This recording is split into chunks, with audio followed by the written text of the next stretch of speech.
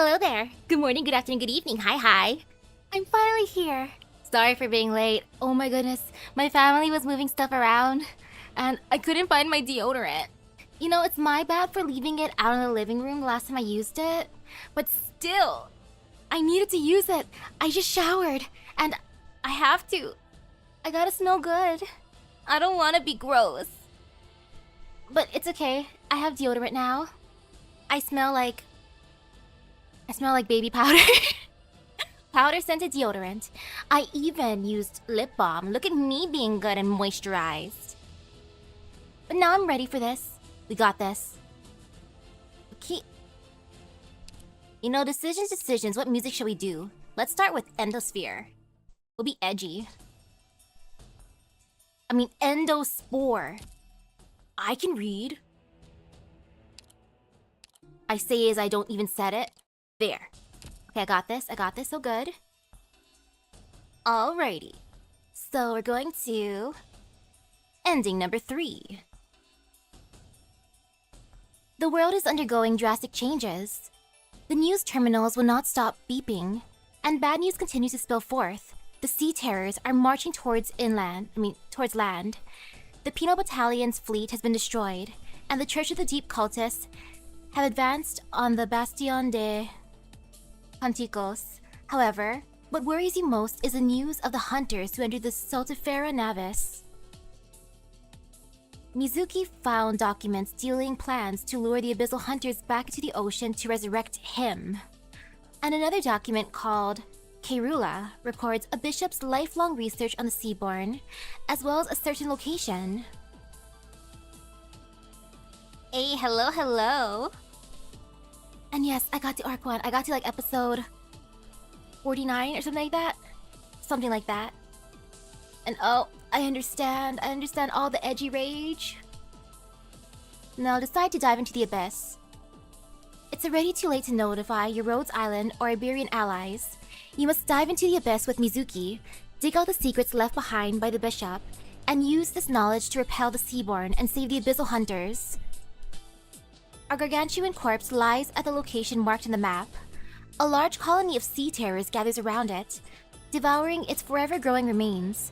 Mizuki leads you around them, towards the inside of the corpse.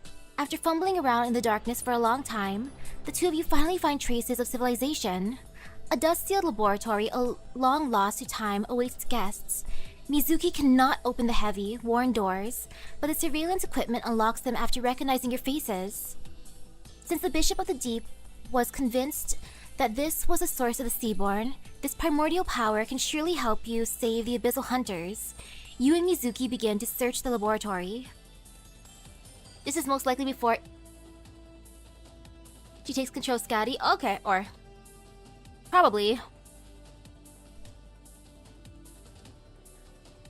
Now we search the garden. The firstborn that devoured its birthplace and soon died afterwards. Only the Seaborn are able to assimilate it, but only humans are able to understand the grief contained within. Alas, even for those who evolved, whose evolution never ends, their suffering will always persist. The plants around the garden are flourishing. Were it not for Mizuki's reminder, you'd surely have reached out to touch these plant-like sea terrors. In the center of the garden, a large tree rises from the ground and stretches beyond the laboratory's confines. Mizuki tells you that this is his core organ. In theory, he has long since died, but sheer survival instinct still drives him to grow, thus nourishing we many.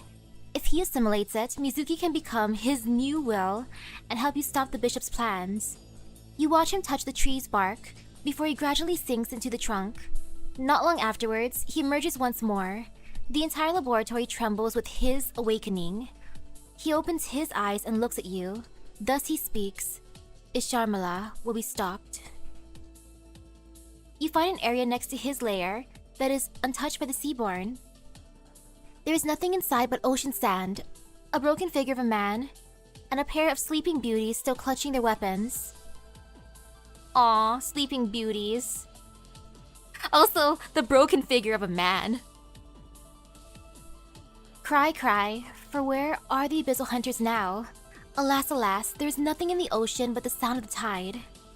Even in their final moments, the Abyssal Hunters close their eyes as human beings, not seaborn. After you leave, the Sea Terrors do not invade a scar forever carved into the body of we many. They will not remember the appearances of these hunters, only that this place must not be entered ever. I know, right? So sweet of Upipi. And I got this. So, Laurentina, Gladia, ending 3. Aw, yeah. Oops. I meant to go here. There. Memory 5, Lost in Oblivion. Memories can be described, recorded, and preserved. But what of emotions? Laurentina gazes absentmindedly at the flickering lights under the ocean in the distance. The tide of the monsters has ebbed. Another Aegir city has survived, for now. Pain and death are the fact of life these days, with devastation as far as the eye can see. This is an old city, with a glorious history, and one still sees a vestige of eminence and pride in the buildings under the dome. Even from the distance, the Abyssal Hunters were no longer allowed to come near the cities after the betrayal, while the more primitive hunters are placed under close surveillance. They push the tide forward, but they have no home. Not anymore. Laurentina did not complain about this. She could feel the impatience and anxiety in her blood every bit as much as her captain could. They have come face to face with a predestined death, or worse, a death that has already begun, and all they can do is endure the long decay. She continues to gaze at the Aegir city. It has reactivated, moving towards a line of defense that has retreated to who knows where, towards a destiny that awaits who knows when. The lights disappear into the seabed. Deep in the ocean, the sunlight is but a distant memory, thousands of meters above. It must exist, but nobody can perceive it. Darkness embraces her once more. Laurentina notices that the currents have changed. Her captain is leaving. Gladia has not spoken for years. Aw, Gladia, no. She detests her own voice. After years of working together, however, they no longer need words to understand each other's intentions. This is how things must be, until the decay is finally complete. Trust is too shallow, too callous of a word to describe the relationship. It is simply the bond of a blood that the Abyssal Hunters share. They have seen the ends of this relationship many times. They know what awaits. It is not yet time, but neither is it far away. It could be in 2 months, or it could be tomorrow. Laurentina reminds herself to get a new saw blade the next time maintenance comes around. The filth returns. She decides not to think about the future anymore, at least until the dance has ended. Now part 2. One dance after another, yet her partners are always silent. Laurentina tires of it. This is not a true dance. Broken limbs dissolve in the water, but the singing is deafening. It is their song. She acknowledges its beauty, but it cannot catch up to her steps. Her final partner turns to dust. Its photophore grows dim, and she is once again in familiar darkness. There are no waves deep in the ocean, replaced by the omnipresent weight of the sea. Is this peace? Laurentina is perplexed. Fragments of thought tell her that peace should be shared with others. Peace comes with another song, one that is warmer, gentler. What was the tune? She closes her eyes and tries to remember, but their chanting is cacophonous and inexorable. They snuff out the slightest ripple, allowing only themselves to linger in eternity. A blurred silhouette flashes across their mind. Peace. Is it peace, or is it fear? Laurentina takes a few steps forward. She stands on her toes, then pirouettes. Her arms should be lighter, lither. Then she bends down and turns again. Should her hands be holding something? Had she danced these steps with someone else in the past? Where is that someone else now? As a partner, they were clumsy, but far better than these. Memories entangled like threads. Laurentina knows how to untangle them and find the one she speaks, but decides against it. What is the point? She does not know where it will take her, and she does not want to know. What has come to pass is more abhorrent than what is to come. It is time for the next song. The chorus is overwhelming. Laurentina does not want to be overtaken by the song. She straightens out her skirt and welcomes the next group of dance partners. Because of the music I'm playing right now, I feel like this is a song she's dancing to. Epic battle music. Now part 3. It is a beautiful stone, white and regular, half buried in the soft sand like an exquisite dessert, delicately placed under the waves. This is a good place, she thinks. No one will interrupt her here. She has walked for a long time by herself, through broken ruins, through slimy fragments, through song, through death. Finally, she came before the stone. It was a coincidence. She never set a goal for her journey, but that was for the better. The best moments are often unpredictable. How Upiana shows his affection. He's slightly tsundere about it, but it's cute. Upiana's is a way of doing things kind of reminds me of Bua from Kamen Rider 01. And oh my goodness, Kamen Rider 01's so fun! It's free on YouTube! Woohoo! She approaches the rock and touches it. The knowledge she had once held was buried in the dark depths along with her name. But the emotions remain. She has given up on describing them, but they are undoubtedly present in her trembling hands. She has not trembled like this for many, many years. She caresses a stone, trying to capture some warmth, but feels nothing. She no longer feels changes in the temperature. She runs her finger over it and feels a slight resistance. It is a good rock, which she feels almost as though it could cross beyond eternity. She had touched a rock like this, one afternoon beyond distant time. Back then, she believed that there was something else, or something that could resist time, resist death, resist the impending end. But perhaps, not allowing fate to have its way was itself a form of resistance, in its own way. Hey, hello, welcome. Connected. The words she had heard so many times had long faded beyond recognition and from her memories, but she at least knows that no one else is connected with her anymore. It is time. She understands that she can delay no more. She slowly raises an arm. That which was once called a weapon is now a dried husk, but it is enough for the work ahead. The stone peels away, piece by piece. A little more, a little more. She closes her eyes. It is done. She has liberated the void from form, and entrusted her fate to it. The waters rise and ebb, washing away all traces of both the stone and the silhouette from the beach. And now for Gladia's. Memory number 6. Burial at sea. She turns around to look at her life. Aww. Part 1. Kelsey is a little shorter than her. I like how it starts with that. Kelsey's a little shorter than her. She walks a little slower and her words are a little colder. Gladia walks by her side, listening to her repeat those ancient tales. Oh my goodness, the monologuing. Morals, lessons, warnings. They have not known each other for long, but Kelsey has shown enough to demonstrate her power. Power? Gladia stops in her tracks. She has seen power in many forms, most directly at the lance hanging on her back. She recalls the sights of Aegir, the fleets that once covered the ocean, how the gaze of its warriors penetrated the depths that not even sunlight could, how the pulse of knowledge throbbed within the vast Academy of Sciences. Finally, inevitably, ironically, and lamentably, she recalls her mother. Power. Gladia puts a stop to the associations, but could not shake the silhouette from her mind until Kelsey chooses silence. So Kelsey, you remind me of my mom. She says nothing, politely waiting for Gladia to gather herself.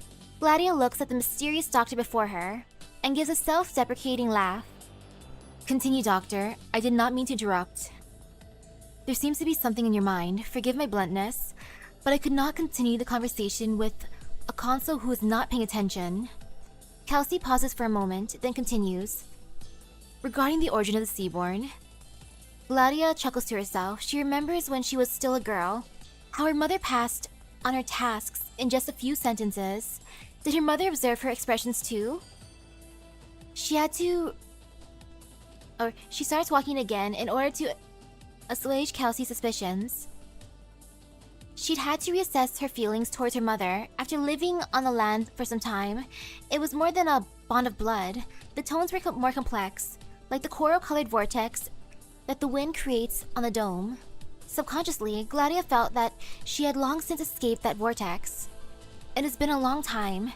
She has not thought about those sentimental scenes until today. Longing, admiration, respect, fear, resentment, hatred? None of that mattered. Rather, Had she ever truly escaped? Or had she simply learned that she could not move when swimming against the tide, and that when allowing the tide to carry her along, it is only the scenery before her that moves? Ager. Personality, attitude, even her human nature. From head to toe, everything about her was molded by Ager. Or more accurately, by her family. An absurd thought flashes across her mind. As a consul, as an abyssal hunter, as someone who has always fought for the greater good, she seems to have difficulty identifying the origins of this greater good. Do you need some rest, Madam Consul? Please, call me Gladia. Kelsey nods in silence, their gazes meet. You are seeking like-minded people to find a way to save your country. Yes. So you need new companions. Yes. Then we can reach a consensus, but perhaps you should be seeking more than just that. Gladia suppresses her surprise. She has always been good at hiding her thoughts, even when facing herself with the cruelest, most harsh attitude. Kelsey's gaze remains cold, but Gladia does not feel it is due to indifference. Very well, Doctor. You've told your story. Now it is my turn to speak on the present state of Ager and the plans of its chief designer of warfare. Kelsey. Very well, Kelsey. Gladia gazes out over the ocean. Let's start with a mother. Mother. Part 2. Knights. At Rhodes Island, Gladia has seen Kashimirishans claiming to be knights. There was nothing complicated about their history, simply the result of the clash between Kuranta military tradition and farcical consumerism. But no interpretation of the words suited the knight before her. The Iberian soldier beside her cannot conceal his impatience. Once again, he asks the consul for permission to attack, but she remains silent. And I know, right? Where's the moms? They said mother or mom. These two seaborn are unusual, answers the Inquisitor on behalf of the taciturn consul. But do not be underestimated. We should continue to observe their movements for now. See, the surviving soldiers have heard of him, one way or another. The last night. Gladia remembers when she first encountered him at the Eye of Iberia. The ocean is vast and its forces innumerable. What were the odds of encountering the same seaborn multiple times? Or had the key from the tiny village in Kashimirish tied everyone's fate together? This encounter simply another terrible coincidence? Clouds darken the sky, and the sea breeze brings with it a dank, rotten stench. The knight and his loyal follower rise and ebb on the waves along the ocean's breathing. Gladia has been thinking about it. If the knight and his mount are humanity who have fallen, like those dregs of the church, then their actions are too haphazard, too meaningless. But if they have fallen even further than the dregs of the church, to become even closer to we many, how did they manage to ignore the will of we many, and even the requests of their kin? Gladia frowns, feeling a sense of nausea. Why would she feel empathy for this inhuman creature? Why is she subconsciously treating them as her equal? When did she start doing that? A crack of thunder drags Gladia back to reality. A young sailor looks up anxiously at the sky. The weather's getting worse. Visibility is decreasing. She looks at the Iberian soldier who spoke, but there is something unusual about it. Another crack of thunder, and the sea begins to foam.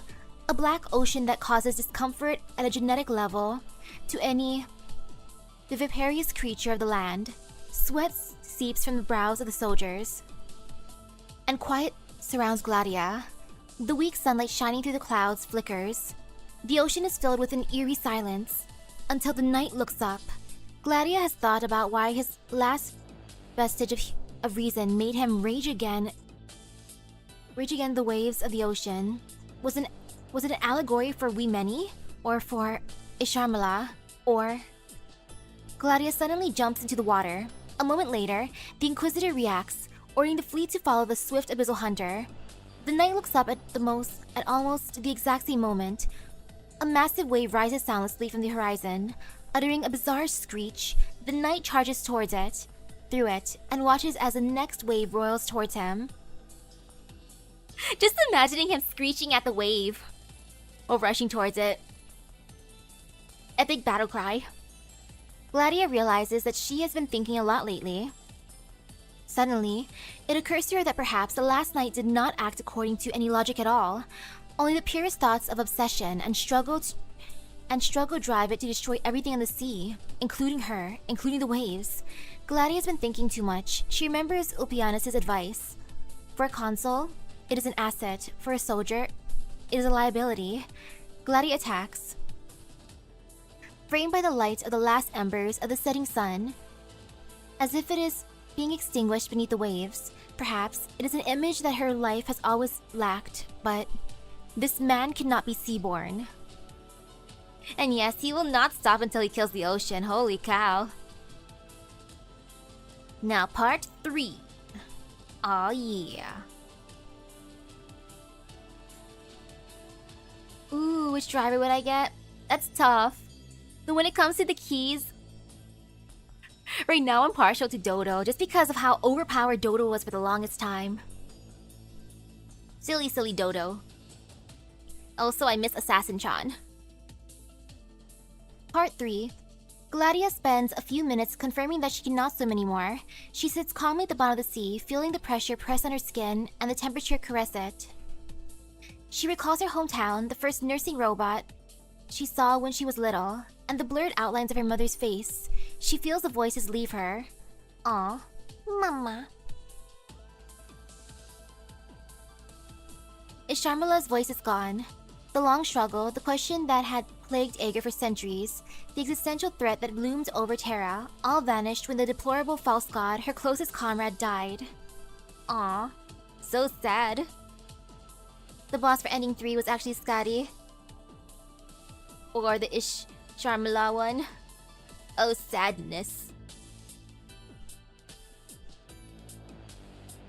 And A, congratulations for beating FGO Lost Boat 7. Or at least the first part. I heard the next part comes out next week, I think? Only the consoles left, here and now. At the last moment, Ulpianus had given up his chance at survival to his junior. How ironic. He was not the sort of person to flip through a consul's personal files, and the two of them had never brought up seniority. Only now, with the long war finally over, does Gladia start entertaining the idea of letting her guard down. Ah, she realizes that perhaps she had never truly known Ulpianus. No, that also includes Laurentina, Skadi, and everyone else. They'd always treated each other as Aegir, as abyssal hunters, as kin, as comrades, but their scent has vanished, lost to the sea along with the last fleet. Gladia smiles. She knows how this ends. The song does not cease, even after destruction and sacrifice beyond reckoning. This is about more than one false god. The footsteps of doom have never slowed. Ulpianus is right. Skadi may have tried to remind everyone of this at a time when their hearts had gone astray, but Gladia feels surprisingly at peace. Value and meaning that she had never imagined creep into her mind. In a game where there could be only one result, she found a way to accept it all. After a brief moment of rest, she tears off the flesh of a sea terror and covers her own bleeding wounds. Her body is now no different from wee Many. She stands up. Bioluminescence illuminates the pitch-black ocean floor for her. In the nearby ocean currents, millions of seaborn raise their bizarre limbs and watch her every movement intently. We many beg her to submit, to abandon meaningless resistance, to forsake meaningless death. She understands their intentions. She is made to. It is the very last thing distinguishing her from them. She gazes at the resting place of Isharmala. She gazes at where the god awoke. Gladia knows that when their kin ask, we many always answer. Therefore, how many are left? She asks. Gladia ain't going down without a fight. Good job, Gladia. I like how they're being bosses to the very end. They're both super cool. But I want to know more about... Where is it? Wait. Mother. Start with the mother. And now for the next ending. Aw, yeah. Ending number 3. Price of Peace. The silence fades and the tides retreat, and the being known as Mizuki shall never again return to the land. Oh, Mizuki.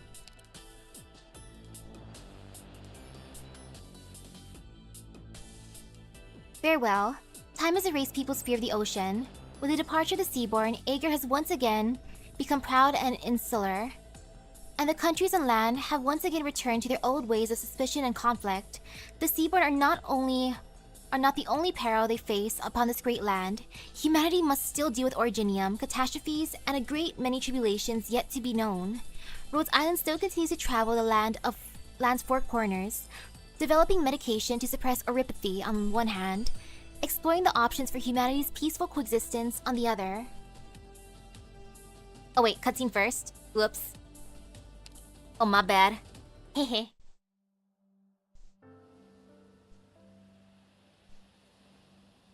Since the birth of a new world, this was the first conflict between the firstborn. Mizuki became the consciousness the creeping branch had lost, and used its new power to challenge the corrupting heart. We many await the outcome of this conflict. Isharmala is defeated. He loses his firstborn status and becomes yet another nameless entity within We Many. Mizuki has emerged victorious, yet he feels no joy at this victory. Right before his eyes, another firstborn teeters on the brink of madness. The treacherous ruse of the bishops of the deep had been brought to light. They would drive the primordial life spring, the source of the profound silence, to madness, and thus induce the awakening of the corrupting heart within Skadi. Once the two firstborn fused, it would trigger a mass extinction-level silence, ushering in the destruction of the Aegir, and the era of the Seaborn long desired by the bishops. This firstborn is not like Isharmala. It is a symbol of the Seaborn's survival, the bioenrichment of microorganisms. It is one with the ocean, and there is no way to defeat it unless the ocean dries up. Unless the ocean turns blood red, and the silence's arrival is imminent. Even should the Lifespring's madness be quelled, even if We Many is given a leader, none of that would halt the drive to survive and evolve ingrained in their genes. Of course, Mizuki is able to keep We Many from land. Both the awakening of the Seaborn's instincts and We Many's consciousness, his control will eventually collapse. After a decade, or perhaps a generation? Even he cannot say for sure. All he can do is uphold the agreement with the doctor, until both his ego and humanity complete their retreat. At least, the doctor and friends must be protected from Seaborn encroachment for however much time remains. Thank you, Mizuki! The tide is about to rise, and Mizuki has no other choice. Aww. He steps into the ocean. His body undergoes a metamorphosis as he takes the same form as a life spring so that he may soothe the madness of his kin. From bright crimson diffuses deep cerulean, and Mizuki's human form gradually disappears. At the final moment, he turns his head to gaze back towards the land, a person's figure reflected in his eyes. In the next moment, the tide surges, thus recedes Mizuki's image, never to be seen again. Cerulean blots out crimson, and the firstborn's madness is soothed. The Seaborn and Sea Terrors swim towards the ocean's depths, leaving the land to its original inhabitants. Humanity cheers, celebrating this historic change. But what they do not know is, everything comes at a price. A pharmaceutical company has forever lost a trusted companion. Thank you, Mizuki! Oh, Mizuki! The difference, though, in the ones that have, like, the most influence. We got Mizuki, a hungry boy, and then we get Skadi, who I guess is also kind of hungry. That's just how the Seaborn be. Now part 1, farewell. Let's take it from the top. Time has erased people's fear of the ocean. With the departure of the Seaborn, Aegir has once again become proud and insular, and the countries on land have once again returned to their old ways of suspicion and conflict. The Seaborn are not the only peril they face upon the great land.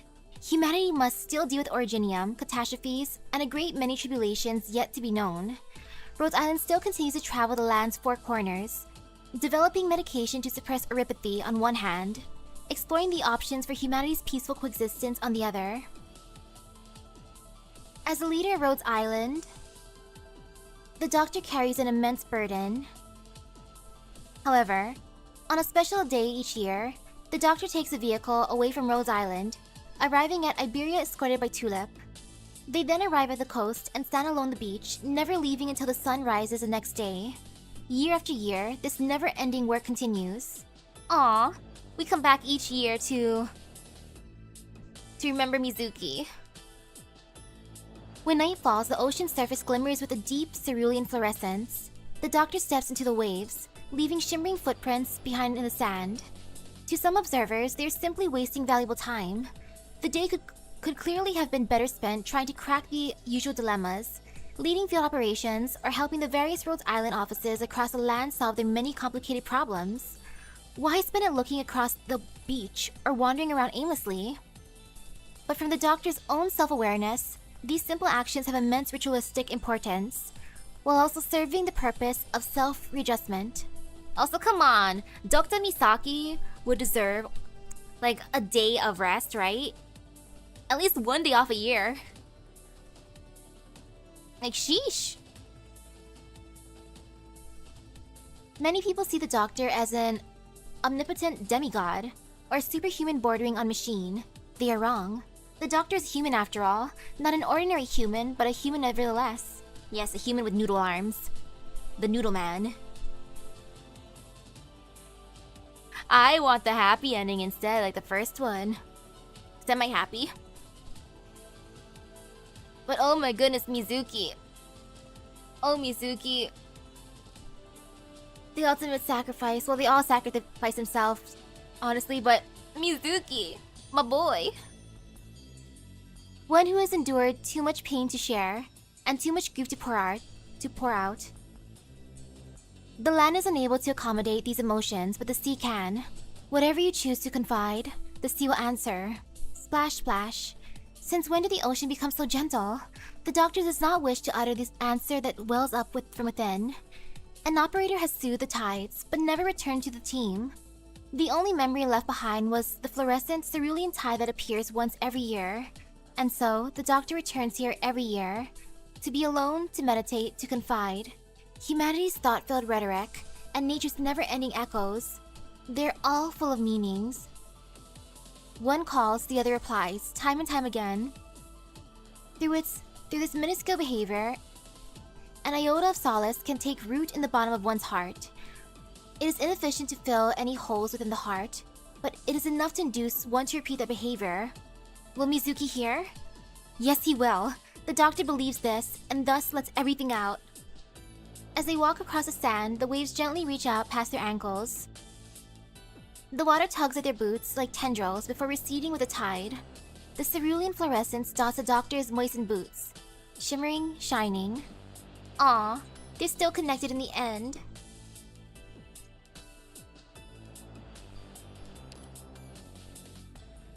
Ooh.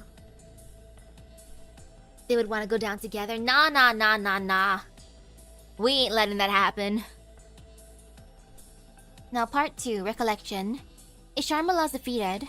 He calmly accepts the punishment of we many, but cannot understand how he, who was born to fight, lost to mass of dead branches walking. Regardless, after that battle, his path will no longer be the trajectory explored by we many. Since he is no longer needed, he will also seal himself away and enter a deep slumber, allowing the consciousness named Skadi to resurface once more. Skadi dreamt a dream. In the dream, she raised the tides and stepped across the land, trying to search for something in the realm above. But just as soon as she was ready to set off, the dream abruptly ended. After she awakens, her memories fade along with the dream. She tries hard to cling to something, but her brain is flooded with things sent by we many. This is not what she wants. She does not belong here. Skadi herself does not understand why she would generate these kinds of thoughts about her kin. They were always so kind, even willing to give their lives for her if necessary. There is no fanaticism or manipulation behind their actions. Only equality, only altruism. But between continuing to swim alongside we many or casting them aside, Skadi still chooses the latter. A kind of disgust emerges from the depths of her heart. Even in the face of death, she does not wish to be among the Seaborn. As for why, she does not know. How could a Seaborn come to hate her own kin? Skadi cannot answer. The land. Her subconscious leads her to swim towards the land. Someone she wishes to see is there. Why would a Seaborn want to see a human? Scotty could not understand.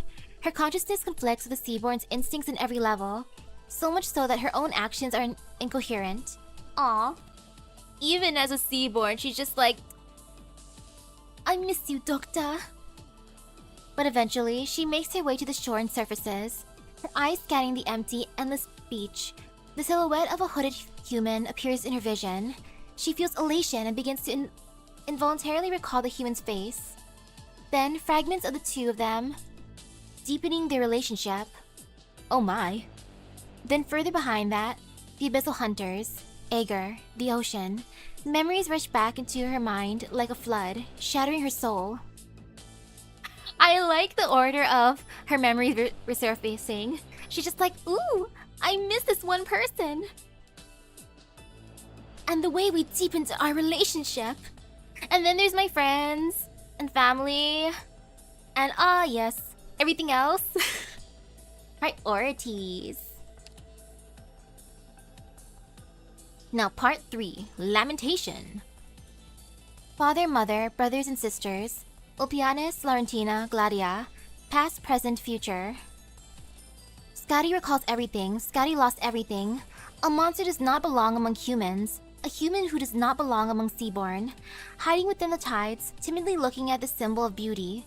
She wishes to show herself, but is afraid to do so. Even if the doctor forgives her, she can never forgive herself. All she can do is gaze from a distance, ever so slightly filling the void in her heart, before she once again drowns beneath an overwhelming sense of guilt. Living has become so burdensome, yet death is so far away. She has become an empty abstraction. A ballad wells up in Scotty's throat.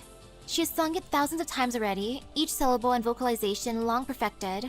But now, it sounds like glass shattering against the ground, shattering into thousands of little fragments that can never be put back together again.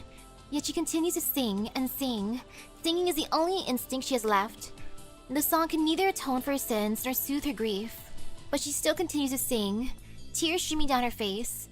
Her trembling heart takes away the pitch of her voice. Tears fall upon the tip of her tongue, the bitterness seeping into her bosom. Her throat gradually becomes red and swollen, her song periodically interrupted by sobbing. Yet she still continues to sing and sing. She does not need an audience, nor does she expect one. If singing is the only purpose left in her existence, then sing she will. The doctor standing along the coast seems to have heard something and turns to look at the ocean. Save for the sound of waves, there is nothing there at all. No worries, Scotty, we heard you. We heard you, girl. Oh, sadness. I feel bad for Scotty. I'd want her to come back, even if she is a Seaborn right now. Like, hey girl. But because of her guilt, she's like, no, I can't do that. And now she's just gonna be immortal, crying forever and ever. So in that case, yeah, that would be a fate worse than death. Sadness. And ooh, good luck moving the fridge. And now we change the music for the next one. I want to choose Sea Wishes.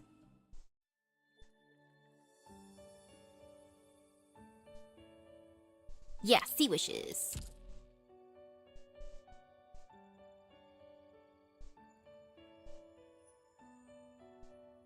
Now for ending number 4. The world is undergoing drastic changes. The news terminals will not stop beeping, and bad news continues to spill forth. Boo, not bad news. The sea terrors are marching towards land. The Penal Battalion's fleet has been destroyed. And the Church of the Deep cultists have advanced on the Bastion de Canticos. However, what worries you most is news of the hunters to enter the Stultifera Navis. Mizuki found documents detailing plans to lure the abyssal hunters back into the ocean to resurrect him. And another document called Caerula records a bishop's lifelong research on the Seaborn, as well as a certain location. Caerula? Even vague memories of the lab's research are enough to induce fear. Perhaps you and people like you have all done something unforgivable for the sake of survival. The name Caerula seems strangely familiar. When you find the landmark on the map, you take Mizuki deep into the facility, not even stopping when he finds and motions you to that he can assimilate its core organs. You continue to go down, deep into the core of the Caerula Arbor, experiment beneath Terra's magma. This is the place that gave birth to them, and where the Seaborn can become part of them. You witness Mizuki go into the transportation pod at the bottom of the experimental hub. You go to the control station to investigate the experiment that Mizuki is about to face. It is a long, fully automated modification process that will take centuries, perhaps millennia. But the control station does not display any concrete numbers. Even more concerning is his assimilation of the experimental hub. You can see the branch-like tentacles reach out and retract, absorbing energy from the magma, and it is fully assimilated part of the experimental hub. Now, you can choose to turn off part of the experiment process to ensure Mizuki's safety, or let him achieve a further understanding of through the assimilated structure. Okay, I'd be tempted to turn it off. Man, that tree of the wee many kind of reminds me of a tree of emptiness that I want to prune. Make no changes. Through his body, Mizuki becomes one of them. His consciousness is long gone, but his cells live on. The magma is his food, and the great tree grows towards the core of the planet. If left unchecked, he will become reborn in the planet's core and invite Terra into wee many. The entire experimental process will become open to Mizuki, and even the parts he has assimilated will guide Mizuki to become one of them. You will watch over him at the experimental hub until the end of life. Aww. The collective seeks survival, and survival is suffering. Therefore, we continue to evolve, overcoming flaws, facing nature, fighting external foes. Extinction is cunning and hungry, and it will tear us apart at the slightest sign of weakness. Therefore, we've adapted and addressed our shortcomings. From emerging out of the seas, from contacting Originium, we've expanded our territory and come into contact with the deadly threats, until we finally understand, until they become food. Now, the land and sea are a paradise, but we continue to grow. Life remains suffering. We need a bigger home. Before we welcome the evolutionary singularity, he who leads our future must give himself an answer. Who am I? I am Mizuki. I will fulfill the doctor's request. I know, right? It matches so well. Mizuki's humanity has not faded. He has accepted the Seaborn as a human, and he can transform back from Seaborn to human. I am not complete, as he is not. Our encounter was by chance, but there comes a time to part. It has come. Hey, good for Mizuki. Good job, Mizuki. It's still so funny considering how when we first meet Mizuki in the first event, it was so funny, it was all happy. Food eating contest, yay! And now here. Oh, feels. Lots and lots of feels and whoopsies, wrong thingy. Teehee. I meant to go here. Silly me. And now for Skadi. Memory 7. Inscription's mirror. Every cross-section of the irregular stone is a reflection of oneself from another world. Part 1. Skadi floats to the surface. She is followed by several seaborn hatchlings. They are not her offspring, but someone must care for them when their progenitors are still reproducing in the depths. She is taken up the task as part of We Many. Skadi's original species once inhabited massive underwater steel constructs. The Aegir chose to become part of We Many after making contact with the Seaborn. The signs of evolution are upon them, even if their forms have not yet changed. Until now. Skadi finds a suitable skerry and climbs up. Sitting where sea meets land, the hatchlings seem afraid to leave the water. Their immature anatomies find the dryness uncomfortable, and some trial After some trial and error, they choose to attach themselves to the rock wall, curiously scanning the world above the surface with their visual organs. Scotty takes out a lyre, tunes it, and begins playing. She sings. It is a song that knows neither trouble nor sorrow. It is full of love and kindness. Aw, look at her, taking care of the babies. The hatchlings stretch out and sing along with their developing vocal organs. Native Seaborns do not understand emotion, but some of them are able to recognize it and draw strength from it. The Seaborn will come to understand that which does not belong to them. When they learn to make a song of their own and understand the power within, and now, they are learning the meaning of learning. Hear, hear, Scotty sings. Part 2. Ager's Abyssal Hunter project ended when the last hunter was assimilated. The consuls voted unanimously to eliminate the mutants and reassess the response against the Seaborn, but they did not know that the hunters retained their free will. Scotty swims towards the surface, surrounded by her kin. They have lost their human forms and become Seaborn. The curse binding them together by blood has shown its true face. They can never go home. Ager has sworn to destroy them. Aw. They will not become part of We Many. They will not bow to the Seaborn, not even in death.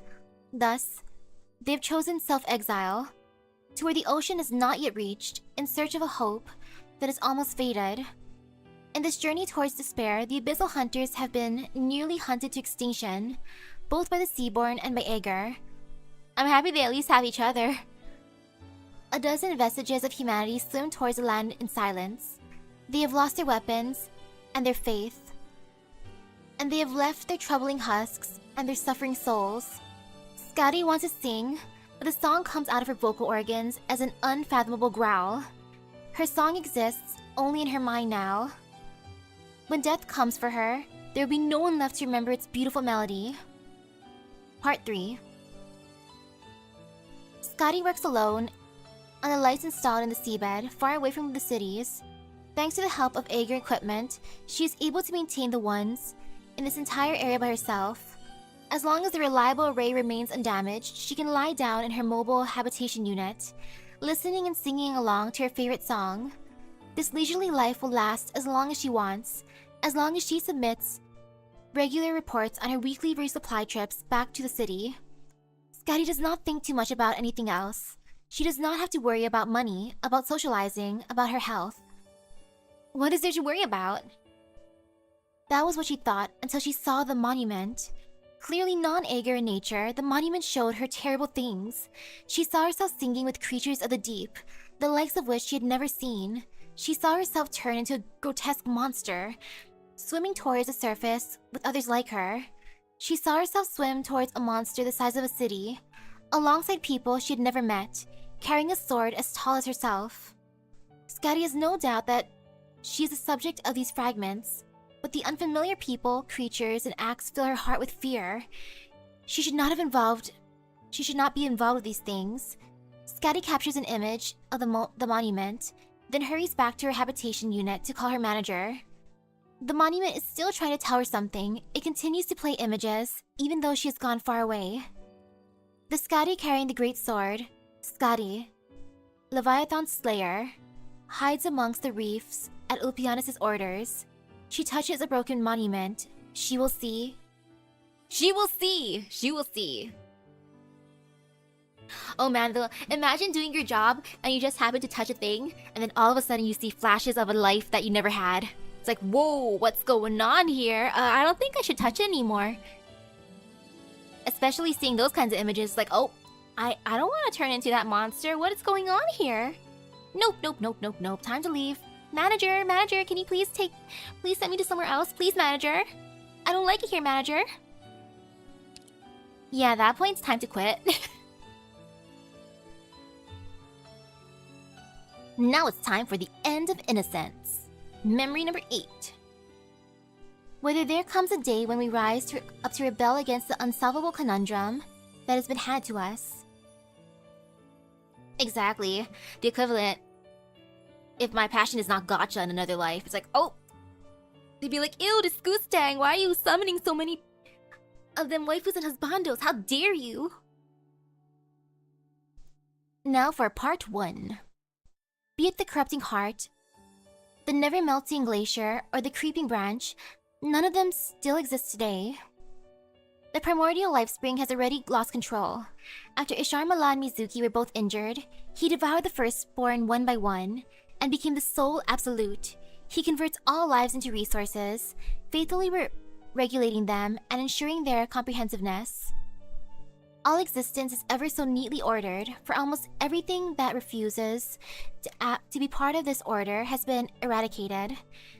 Humans failed to even erect their last line of defense, the ocean submerging the land beneath their feet at an instant. Terra is now the ideal ecosystem for the Seaborn. In a corner of this vast paradise, the Seaborns once known as Mizuki and the Doctor hide in a cave, avoiding being annexed by the Order. In such an ecosystem, names are disorder, nostalgia is disorder, and sorrow is also disorder. What about the others? Amia and Kelsey? How about the other Rhodes Island friends? Are there any survivors? I hope they're survivors. Even being able to squeeze out thoughts like those is a luxury. Perhaps, the only time when thought is worthy of those precious extra nutrients is when feeding is taking place. The Doctor wordlessly gnaws at the appendage Mizuki has just cut from its own body.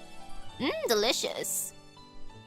At first, it would shed tears, whimper, and sometimes even cry hysterically while feeding. But these emotions and behaviors were clearly maladaptive to survival. And though it took some time, it eventually got over it. Or perhaps, it was finally engulfed by the enclosed environment and protracted silence and numbness that it was thrust in. Mizuki cannot console the Doctor. Of course, he knows that it is a bridge too far to offer his own flesh and blood to the Doctor so that it may live. But he's even less willing to accept the Doctor's death. Nevertheless, all the flowers, plants, mushrooms, and even the water source itself have been assimilated into the components of the life spring, turned into shining specks of fluorescent light symbolic of the Order. He has woven, let alone the sea monsters that were once creatures. No longer is there any more normal food. All of Terra has been absorbed into the glowing ocean itself. Mizuki's only barely able to decompose the special tissue he ingested into simple nutrients. That is to say, he may be the only safe food remaining. Oh, well, if he's the only safe food remaining, dang. The love for the Doctor is so real. Mizuki does not expect the Doctor to accept his proposal at that time. It is a result of survival instincts temporarily overwhelming the dignity of being human during extreme hunger? Is it because he does not want to die in front of Mizuki, to waste that which he snatched back from the jaws of death with his own life? No, the reason does not matter, as long as the Doctor can live on. But for how long will these days continue, and for how long can they hold on? Mizuki smiles bitterly within his heart. He hopes that in a different time and a different place, the Doctor will not be reduced to this inevitable end with them. Part 2. He thinks, he has thought, he will continue to think. He will simultaneously receive several different answers at once, and receives his answer before they arrive. He has been sublimated, but only his body can be bound by the fetters of time, and not his thought. I know, right? Yeah, Susie's ending is way better. Like, sure, she got smacked around a lot, but oh my goodness, Mizuki just full-on sacrifice. Now I'm worried about the next sibling, Pepe. At some point, these thoughts arrive in Mizuki's mind in a stochastic state. It is as if he himself exists in the flux of this moment. If one could clearly know the answers pertaining to the future, that could indeed allow him to make the correct decisions. But as a life form bound to this dimension, his body and mind cannot transcend the fetters of time. For Mizuki, these hazy, probabilistic forks in the road manifest only after decision is made, presenting themselves as possibilities in the form of memories. At that time, the option of choosing again will no longer exist, their presence bringing little more than regret or fortuity. Yeah, nothing will hopefully bad will happen for a summer event. Haha. Mizuki rejects such regret and fortuity. He and his powers are nothing special, and from his current perspective, he is nothing more than one of many possibilities for the future, one that violates his original intentions. That obviously cannot be humanity's ideal ending. However, the decisions that were made that gave rise to the possibility of his birth were presumably set in motion by some version of himself, along with the doctor, with some necessity or rationale in mind. As such, there is no need to treat each other with hostility rather than as friends who made different choices, always leaving each other with some vague ideas to think about afterwards. Mizuki even had a flash of inspiration while playing a game, decided to give him a name. And when Mizuki mentions these things to the doctor and is able to share the stories that have almost become reality, it has been many long years since they faced the problems that lay beyond the sea together. Aw. At least there's communicating, that's good. Part 3. On a Bolivarian shoreline unknown to man, two sea terrors that have difficulty identifying due to mimicry have affixed themselves to the surrounding reefs, letting the waves beat against them. They seem to harbor no hostility towards other creatures, simply anchored there like timeless statues. Rhodes Island still has a few more stops around Colombia, in addition to wandering around cities to enjoy certain aspects of regional culture that can't be found in Rhodes Island. Mizuki, who has snuck out, occasionally comes to these remote locations, sitting on the reef while hugging his knees, listening to the sounds of the waves or the wordless whispers of the sea terrors. Are you guys trying to assess the weather by observing the clouds? Mizuki can tell that the two of them are looking up at the sky in a certain way, but their visual organs are so delicate and unique, as if capable of reaching far beyond the clouds. The purpose of them doing this is fascinating after all, as the sea terrors have little to do with the sky above, though some sea terrors have already tried suspending themselves midair to swim through the aether. The flocks of soaring fowl beasts are far from a rich source of nutrients for nurturing their kind, and the practice of looking downward is maladaptive to life within the ocean. We do not care about the weather. We are waiting. The two sea terrors remain motionless, just as they have for most of their lives. They neither possess nor need extra vocal organs. They have their own way of transmitting the information they wish to convey to their kind. What purpose drives some sea terrors to evolve into these rock-like forms? To continually stand watch beneath the clouds. Mizuki immediately understands that the reason behind this weighty mission might not be something easily explained in a few words. He doesn't ask any more questions, and stands up to leave.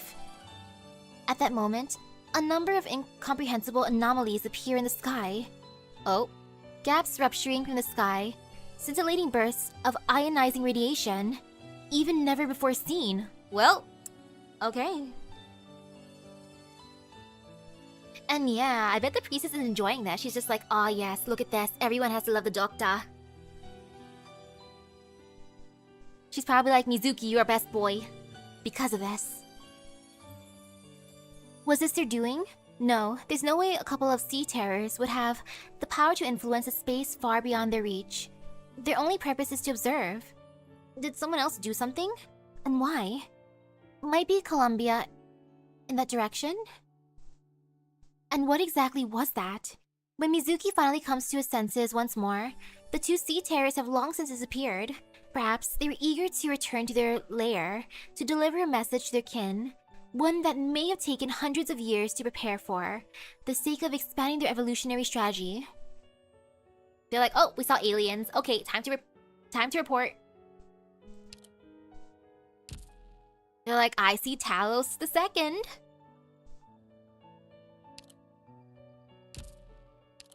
And now for the final ending. Ending 4. Stella Caerula. This looks pretty. The descendants of evolution rise from Terra's tides, break through the skies, and fly towards the endless sea of stars.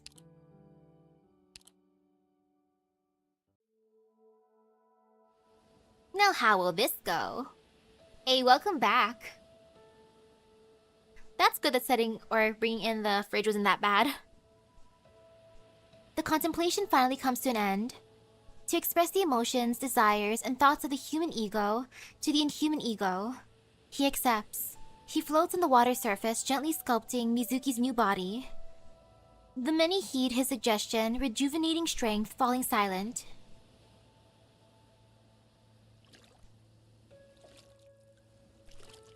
Hey, Mizuki! And shortly after that, he is born. A carbon-based body housing a human soul. A gift from him is gently placed on the reef of the coast. He soon awakens, once again interacting with the world with human senses. He revels in the damp air, the warmth of the sun, and the caress of the breeze. But it is then that a friendly tentacle touches the top of his head. It reminds him that there is one last thing he must do before returning to this world. Mizuki must part away with Mizuki. There was never a dull moment with you around. Thank you. Then this is goodbye. One says his farewells in a human tongue, while the other reciprocates in seaborn fashion. After that, the universe rumbles.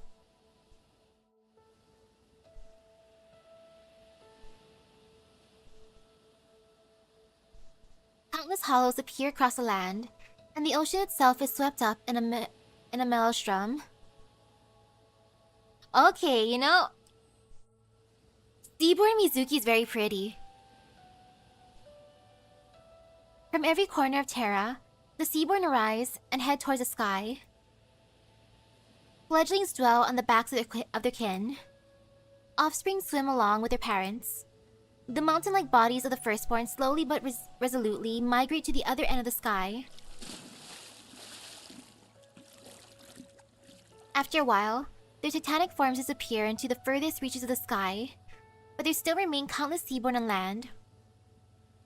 Ready to join its mighty ranks, ready to tread the path of the firstborns, the entire swarm weaves itself into a chain, slowly extending upwards into the sky. When they complete their voyage, the Sea of Stars will usher its new pioneers, and Terra will become a paradise. Oh, Mother, we have found our answer. We many are of the sea, and to the sea we shall return. To the bright, boundless galaxy. Oh man, I choked on my own spit. So embarrassing. I hate when I do that. Gosh darn itself. To the bright, boundless galaxy. To the new place we call home.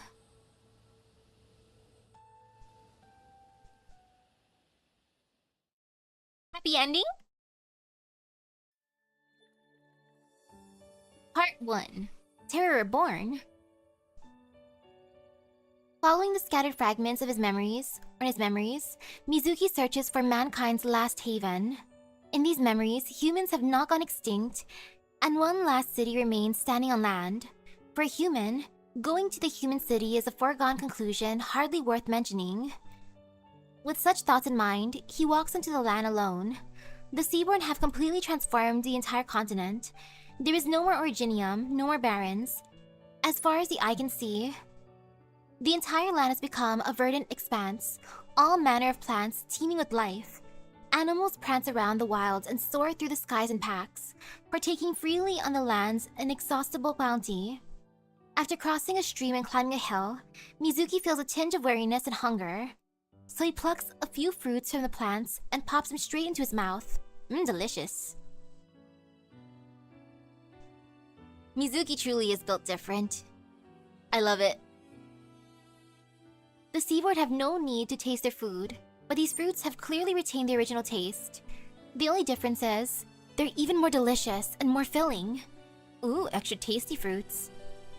Previously having enough to eat and drink was one of the few pursuits life afforded him, but now, such an ideal can easily be fulfilled simply by extending one's hand. Suddenly, he hears a loud rumble in the distance. A mountain range rises from the ground and begins to wander across the land. The Seaborn's departure was like a beacon, rousing these ancient progenitors from their slumber. The land to them is both familiar and foreign. They explore the flowers, plants, and trees before them with a mix of suspicion and curiosity. When the Fernmut vanishes, Mizuki once again sets off on his journey to find the city.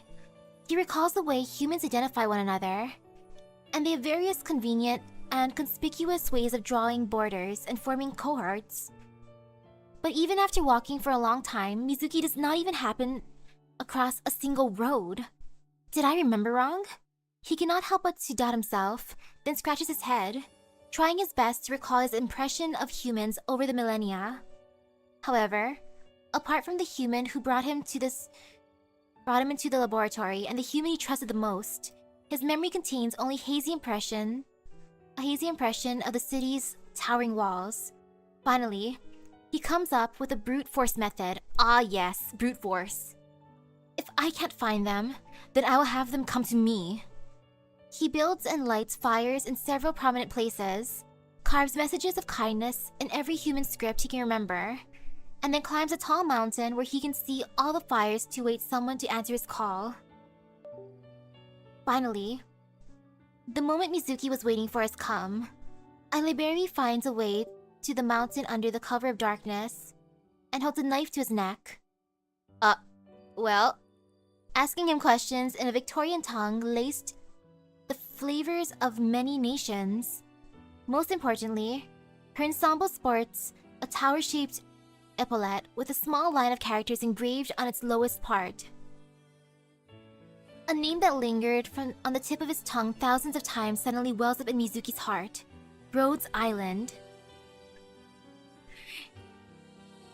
The first contact he gets in who knows how long. Ah yes, a knife to the neck. Say hello to you too. Part 2. Rhodes Island. Following the map given to him by the Rhodes Island operator, Mizuki arrives at the last city.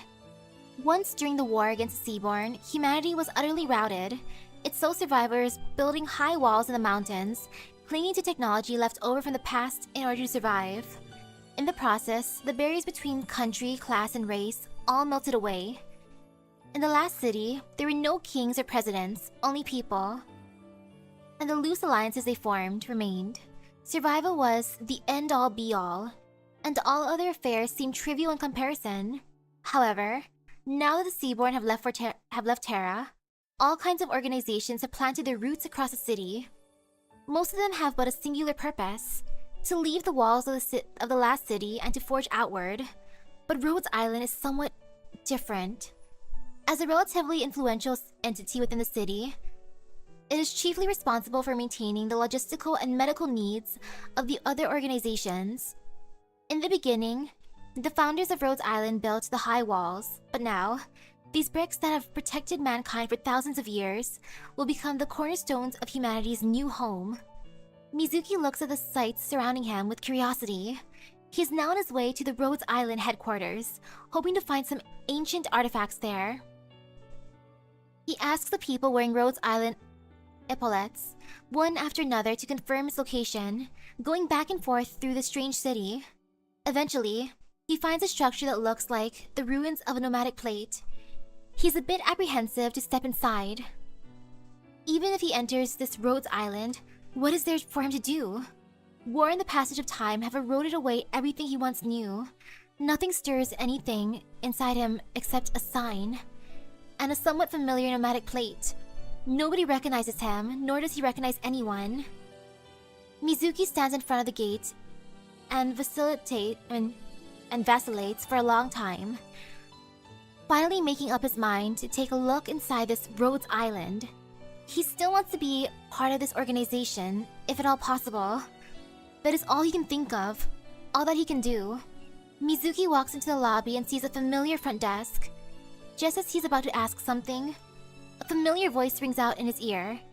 You're back. Welcome home, Mizuki. Hey, Mizuki, long time no see. It's been what, a few millennia? You're looking great. The continuation of fate. So part 3. Kelsey brings Mizuki into a meeting room and offers him a seat. Other than a change of clothes, she seems completely unaffected by the passing years. I want to see what her current outfit looks like. Your return is indeed unexpected. Kelsey holds a glass of water, her 10 fingers tapping rhythmically across its exterior. When you completed your series of metamorphoses, and as a firstborn, sent the doctor back to land, I thought you would climb up to the stars, but instead, you're sitting in front of me, playing with your food just as before. Then, can I dig in? Several pieces of fruit have already disappeared down Mizuki's gullet as he asks a question. This is a reception room. Everyone may freely enjoy the food that has been placed here. Moreover, this food was a change that you brought about. The desert has disappeared, the temperature has stabilized, and disaster has subsided. Terra has become a garden, and you had no small part to play in that. But I'm also the villain who left humanity with nothing else. When the doctor explained the plan to me, I did worry about its feasibility. Sacrificing the mass majority in exchange for the human race's survival. It was insane, but ultimately, also the most rational and correct choice. Nobody wants to be sacrificed. Nobody wants to be part of that doomed majority. True. So yeah. Like, technically Mizuki did go to the stars. The other Mizuki. Nobody wants to be sacrificed. Nobody wants to be part of the doomed majority. So all Rhodes Island could do was put some stopgap measures in place. When Scotty became Isharmala, humanity's fate was sealed. Collectively, all we could do was hole ourselves up in this prison and peek outside at a barely visible dawn. So, how's the doctor doing? As soon as the words leave his mouth, Mizuki instantly regrets asking such a stupid question. Even the doctor has no hope of defying time. He begins to silently pray, hoping that Kelsey will not give him an answer. It's like, Mizuki, I'm actually older than Kelsey. However, when Kelsey opens her mouth again, the expression on her face remains unchanged. The doctor's still alive. What? We managed to move the sarcophagus here before we built the city. It preserves both the city's power supply and the life of the one who gave us hope. Mizuki suddenly feels the weight of the world slip from his shoulders. He slumps into the chair, his face full of joy. The doctor is indeed alive, but even if the sarcophagus can close all wounds, it cannot turn back the clock. As the doctor sleeps within it more and more frequently, the wick of life will eventually burn down to nothingness. Just give me an energy drink, I'll be fine. But considering the doctor's condition is far from this dire state, Kelsey continues to conceal the fact from Mizuki. It is also at this time that she feels the absurdity of reality. All of humanity's efforts to break its shackles and return to the sea of stars have been obliterated by history. On the contrary, it was an out-of-control planetary transformation plan that birthed new life after the extinction of humanity. She finds herself with nothing more to express beyond a sad sigh. So, Mizuki, what do you plan to do before the doctor wakes up? Nothing in particular. Maybe find some good eats, run a few errands here and there. I'm still a Rhodes Island operator, right? I'll try to get your ID verification and dorm room prepped ASAP. Thanks, appreciate it. Suddenly, as if she just thought of something, Kelsey hurriedly calls Mizuki before he can leave the reception room and asks him to go sightseeing in the city.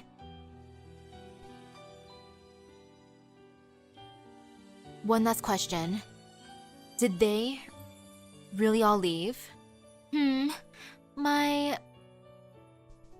disaggregation was completed before the ascension, so I'm not exactly sure how I went about it in the end. I see. Kelsey's expression becomes serious.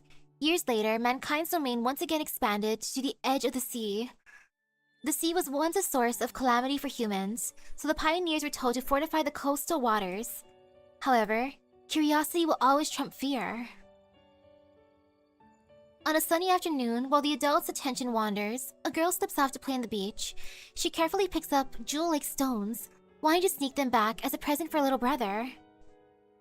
But as she walks, she spies on the beach a flower deep in slumber. The seaborn are nothing more than a distant, bygone nightmare, so the girl has no impression of the creature in front of her. She steps forward and strokes the petals gently. Seemingly sensing something, the petals slowly open, revealing the blue jewel-like sensory organ beneath. It is a deep-sea slider hatchling. This'll be fine. Seeing the girl, the newborn instinctively raises its appendages to attack. Or not. However, after the girl offers it a piece of food, it confirms its gesture of friendliness. Okay, never mind. It's wholesome again. Its coiled appendages roll over the food and ferry it into its feeding organ. It is at this moment, from the bottom of the sea to the stars high above, that the many receive a completely new perspective. Humanity today is no longer a threat. We can coexist with humans. Yay! Happy ending! Woohoo! Too bad everyone at this point has probably passed away, except for the Doctor and Kelsey and Mizuki. Otherwise, oh my. Goodbye everyone, rest in peace. Hey, happy ending! It may have taken like a few millennia. But woohoo, look at this! Coexistence! Power friendship! Yay!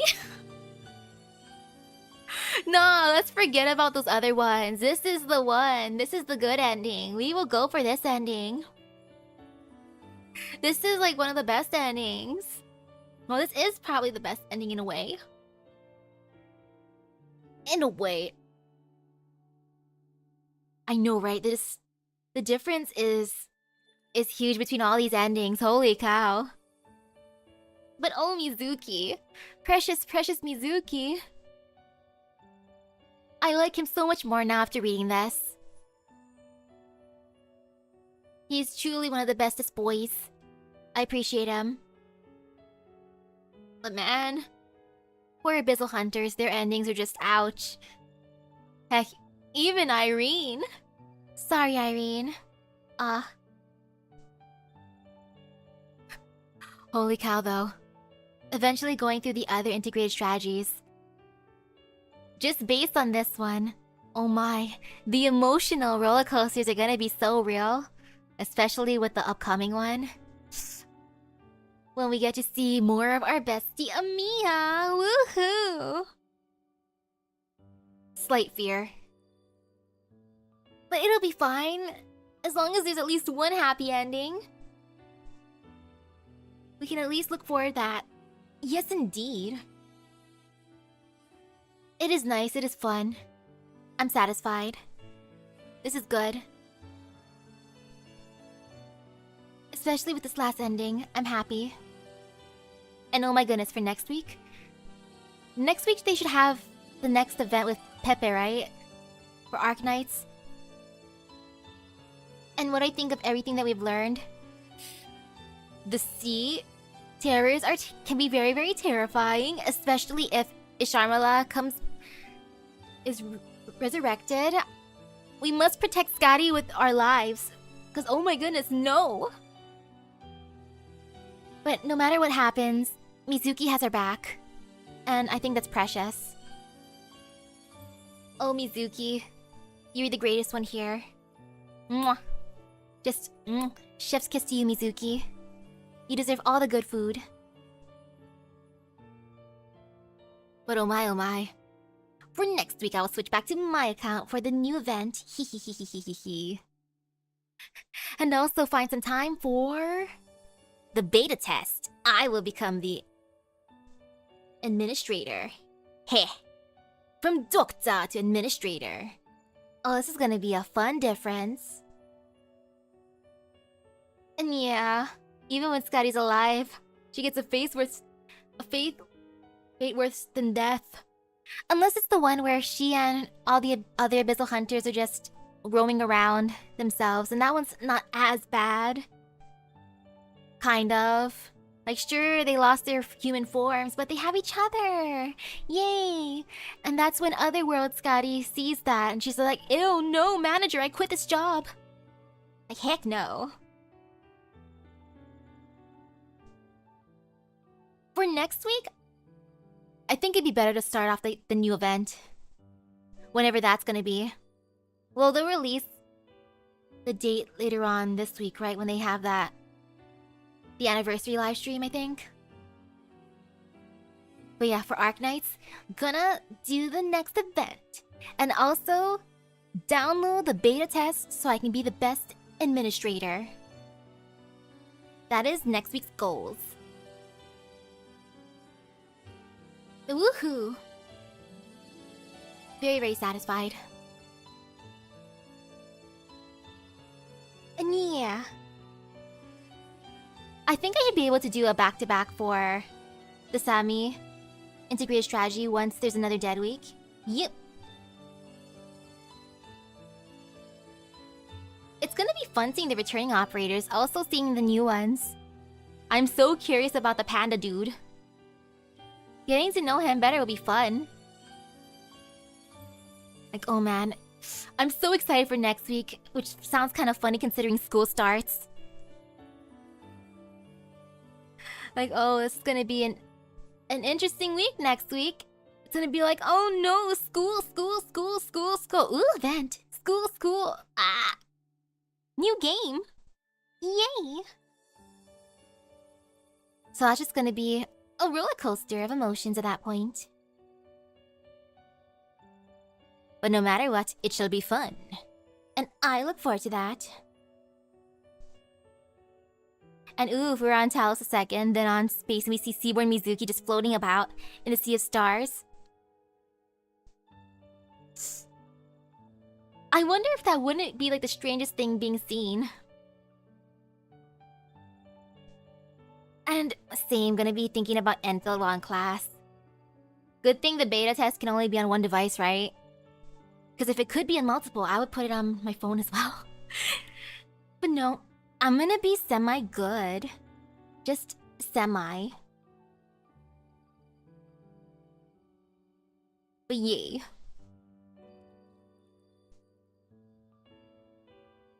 Oh man, my nose is itchy. I feel like sneezing, but I'm gonna resist.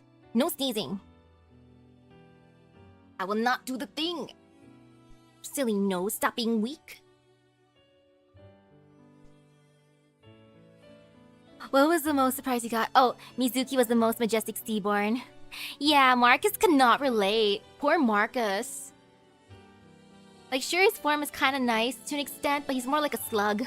Wow, Mizuki is just glorious. And Mizuki can also fly, so Mizuki wins. Truly. But yay. I'm happy that I was able to do the thing. I feel satisfied. Woohoo! And since I did that, I will switch accounts right afterwards. True, Mizuki don't got glasses though, you're right. And yet, it was satisfying. Since it's still kind of early before Kamen Rider tonight, you know, just for the fun, these will still hop on right on Irium afterwards. Hehehe. So with that being said, thank you everyone for stopping by the stream. I hope everyone has a great rest of your day. Epic gacha luck.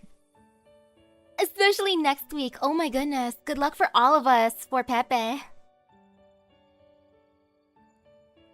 So I shall see you guys later. Bye bye. Wee. Aw yeah.